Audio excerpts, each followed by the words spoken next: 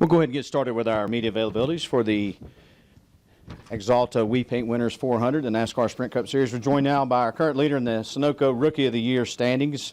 9 top 10 finishes this season, including an 8th place last weekend at Charlotte.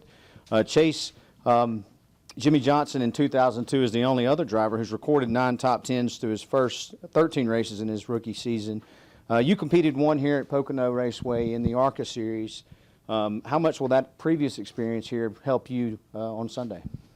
Well, Jimmy also had a win in his first however many races. So still some work to do, I think, for us on all fronts. But I do think having that ARCA race here in 13 is definitely helpful. I think the biggest thing to take from that is they had reconfigured the track at that point to the current configuration. So I don't think it has changed a whole lot. I think it's picked up some bumps here and there from the harsh winters up here, I would assume. And but other than that, I think it'll be pretty similar. So I think that race will hopefully be helpful. It's been a while, so it's going to have to think back a good ways on kind of some of the things we fought when we were here. But it was good to have that run here, if nothing else, and hopefully just some extra laps, because was like the weather for this weekend may limit our practice. So everything we could get prior to this weekend would be helpful. Excellent. If you have questions for the driver of the number 24 Napa Auto Parts Chevrolet, if you'll raise your hand, we'll get a microphone to you. Please state your name and organization. We'll go right here. Zach Tanswetti, front stretch. Personally with you, how do you think the aero package will work with a track like this? Such a unique place with 3 different turns. Do you think it's going to play more of a factor than usual? I don't think it'd be a whole lot different than anywhere else. I mean, I think the improvements that they've made as far as the package goes, I think will be as big of a difference as it is here as it is or would be anywhere else. Yes, this place is unique, and obviously having 3 different turns and having to find that balance to work in all of them the best you can is tough. But I don't think I wouldn't expect the current package to be any different here than anywhere else. Additional questions for Chase? We'll go right here to Jeff Gluck, please. Jeff Gluck from USA Today. Chase, with the possible lack of practice time and maybe not qualifying depending on the weather, how do you think that will affect things this weekend? And does that favor veteran type guys who have a lot of experience here? Yeah, I mean, definitely a good question, and something that we've thought about a lot coming into the weekend. This is a place I haven't raced at a whole lot, and only having a couple starts here, which it's been a few years even since those. So even if the weather was perfect, there's only 2 practices this weekend versus normally 3, on a normal race weekend. So we were already kind of cut short on practice.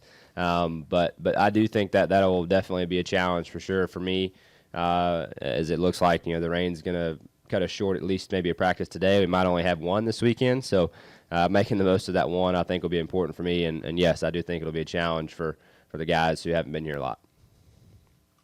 Additional questions for Chase? We'll go back here to the back to Zach.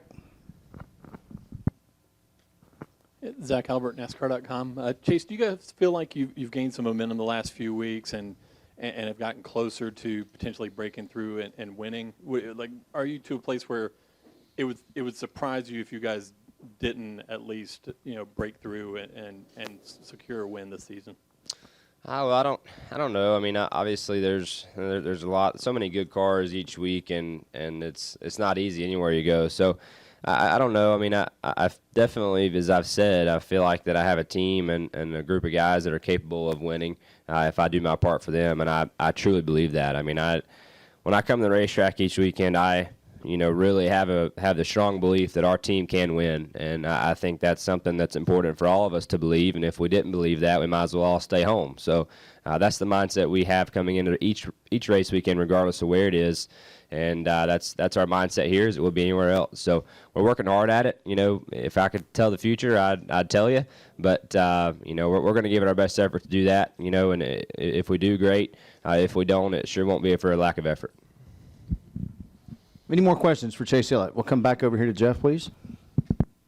How do you feel about your points position halfway through the regular season? I mean, it seems like you're in a pretty good spot. Do you look at it that like, okay, well, geez, we need to get a lot of top 10s here. I mean, we need to keep doing what we're doing. Do you feel pretty good about where you are? I feel like we've had some weekends that have been better than others, and certainly, I think we're in a decent spot in points. The thing about points is they really don't matter anymore.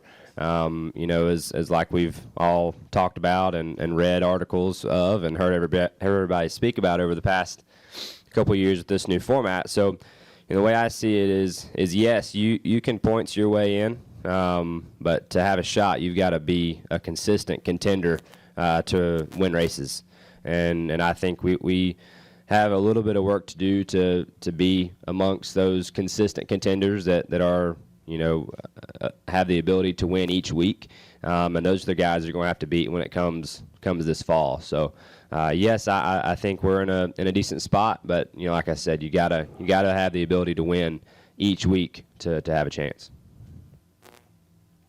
Any final questions for Chase? Chase, thanks a lot. Good luck this weekend. Thank you.